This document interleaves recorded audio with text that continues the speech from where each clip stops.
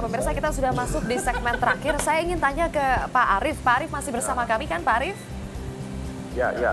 Pak Arief, apakah rencana revisi Undang-Undang Pilkada ini akan mengganggu tahapan-tahapan proses pilkada yang sudah disiapkan oleh KPU, Pak?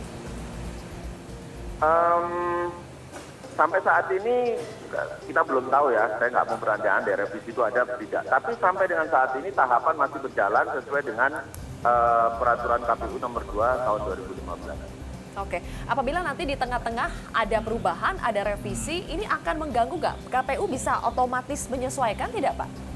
Ya sangat tergantung dengan isi revisi undang-undang itu. Kalau isinya bisa dua kemungkinan, bisa mengganggu dan bisa saja tidak mengganggu. Kalau isinya adalah sesuai dengan rekomendasi Panja Pilkada yang ketiga, yaitu pengadilan mengacu pada keputusan pengadilan yang terakhir, tetapi belum inkrah. Nah, itu kan terkait pencalonan. Sepanjang itu bisa diputuskan sebelum tanggal 26 Juli, bisa saja. Itu kan tidak mengganggu karena tahap pencalonan baru akan dimulai tanggal 26 Juli sampai dengan tanggal 28 Juli. Tetapi kalau putusan itu setelah tanggal 28 Juli, tentu itu akan jadi problem baru. Oke, terakhir sekali Pak, sampai saat ini KPU masih mengacu pada SK yang mana, keputusan yang mana? SK Menkumham, pengadilan terakhir atau seperti apa dalam menentukan antara dualisme dua partai ini?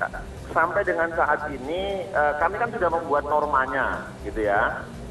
Kalau kami ditanya siapa nanti yang bisa daftar, tentu putusan siapa yang bisa daftar itu baru akan muncul pada tanggal 26 Juli ketika mereka mendaftar, baru kemudian kami memeriksa, kami menyatakan siapa yang bisa daftar, siapa yang tidak bisa daftar gitu loh. Jadi sebetulnya pertanyaan itu dalam pandangan saya tidak tepat diajukan sekarang gitu.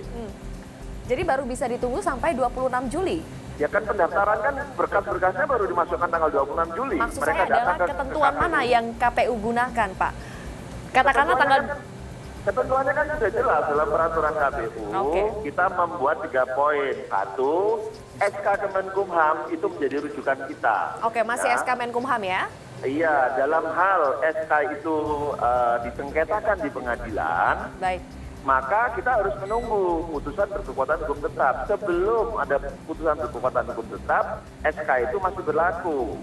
Kecuali memang ada putusan pengadilan lain yang mengatakan SK itu pemberlakuannya ditunda sampai dengan putusan inkrah, maka kita tunggu. SK itu pemberlakuannya sampai dengan putusan inkrah gitu.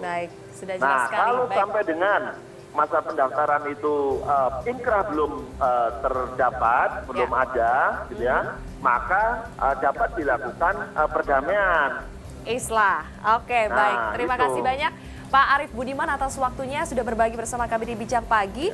Tadi sudah disebutkan Pak Epiradi, solusi terakhirnya kalau keputusan pengadilan susah inkrah sebelum masa pendaftaran adalah islah. Mungkin tidak nih P3 islah sebelum itu? Kalau kami di P3, apalagi kubu saya, kami menganut ilmu islah. Bahkan kami sudah membentuk tim yang namanya di bawah Bapak Dr. Tahir Saimima, mantan Hakim KY, supaya kami ini islah. Karena kami di P3 yang grupnya saya, Pak Yan Fari, itulah orangnya sangat legowo dan persuasi. Saya nggak ngerti dengan kawan saya ini sebelah sana. Bahkan mereka yang berniat untuk menghancurkan P3 ini. Pada saat status quo seperti ini, mereka telah membelah partai di seluruh Indonesia. Padahal sudah jelas diperintahkan tidak boleh melakukan apapun. Tapi mereka sudah melakukan muswil dan mucap di seluruh daerah. Mereka itu arogansi sekali. Karena pikiran mereka itu yang akan menang. Kalau Anda berpendapat seperti itu, masih bisa tidak menarik kubu itu kalau untuk bagi islah? saya sangat menginginkan ini islah. Tetapi yang saya susahkan di sana, mau nggak dia islah? Itikadnya sudah tidak ada dari sekarang. Mereka berniat menghancurkan P3 ini dengan memecah belahkan, karena mereka tahu mereka akan kalah. Mereka mau hancurkan partai ini. Bahkan ada kata-kata dari orang yang top di sana, namanya yang sekarang ini jadi komisaris di PT Timah, Emron Pangkapi, mengatakan langsung kepada saya, dia maunya P3 ini hancur. Kalau tidak dia yang menang, P3 ini hancur, katanya begitu. Karena dia tidak rela. Padahal dulunya dia ini hidup dari partai. Saya sedih sebagai junior dari dia.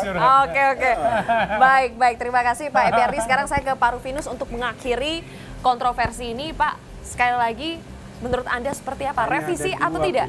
Hanya ada 2 pilihan, islah atau inkrah. Kalau dipaksakan untuk dengan putusan terakhir, kita akan menentang yang namanya pasal 16 Undang-Undang Nomor 5 2000 tentang sistem peradilan tata negara. Jadi kalau dipaksakan ini nanti undang-undang ini dirubah untuk mengadopsi ini, maka akan berhadapan dengan pasal 16 yang saya maksud tadi. Itu yang pertama. Yang kedua, tidak akan pernah selesai karena ini juga akan di Mahkamah Konstitusikan lagi nanti. Jadi akan makin panjang ini persoalan. Jadi hanya satu, islah. Islah. Oke, baik. Bang Bodi, silakan terakhir, Ya, Bang. sebetulnya kan tema diskusi ini bukan soal perlu nggak revisi Undang-Undang Pilkada, Ya. tetapi apakah partai-partai yang konflik ini akan ikut pilkada atau tidak? Karena sebetulnya sumber masalahnya di dua partai yang konflik ini, bukan di Undang-Undang Pilkadanya. Jadi menurut saya, kalaupun keputusan final itu akan ada sebelum pendaftaran, tadi di tanggal 26 Juni itu, Ya. tetap Juli. saja keputusan itu berpotensi melahirkan konflik. Karena ada yang dimenangkan, nanti kalahkan di Betul. dalam partai. Ya. Jadi sekali lagi persoalan di partai, maka pilihannya menurut saya benar, islah. Itu Kalau nggak satu-satunya, ya. islah, konflik tidak akan pernah selesai, dan pihak siapapun yang disalahkan juga itu akan memperumit masalah. Jadi saya kira solusi ada di tangan partai. Baik, itulah yang kita nantikan bersama ya Pak ya. Semoga bisa segera terjadi. Dan pemirsa, itulah tadi perbincangan kami di Bincang Pagi kali